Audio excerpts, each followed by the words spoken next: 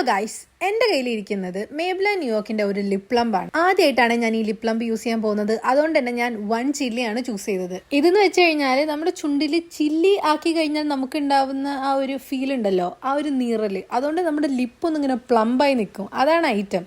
അപ്പോൾ ഇതിൽ 2 chilli 3 chilli വരെ ഉണ്ട്. അപ്പോൾ ആദ്യമായിട്ട് ട്രൈ ചെയ്യുന്നതുകൊണ്ട് തന്നെ ഞാൻ 1 ചില്ലിയാണ് ചൂസ് ചെയ്തത്. ഇതെങ്ങനെയുണ്ടെന്ന് നോക്കാം.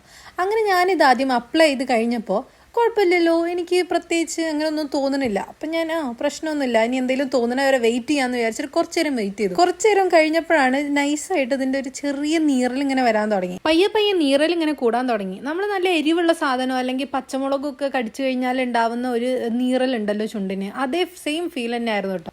ഞാൻ എക്സാജറേറ്റ് ചെയ്യുന്നതല്ല, കുറച്ച് കഴിഞ്ഞപ്പോൾ സത്യം പറഞ്ഞ ചുണ്ട് കൊണ്ട് പച്ചവെള്ളത്തിൽ മുക്കിയാലോ എന്നൊക്കെ എനിക്ക് തോന്നി. എനിക്കിത് നന്നായിട്ട് നീർന്നുണ്ടായിരുന്നു. എന്തായാലും ഇത്ര നേരം ആയതല്ലേ, കുറച്ച് നേരം കൂടി വെയിറ്റ് ചെയ്യാമെന്ന് വിചാരിച്ചു. ഇനി കുറച്ചും കൂടെ പ്ലംബ് ആവുകയാണെങ്കിൽ വീഡിയോയിൽ കുറച്ചുകൂടെ കാണാൻ പറ്റുമല്ലോ.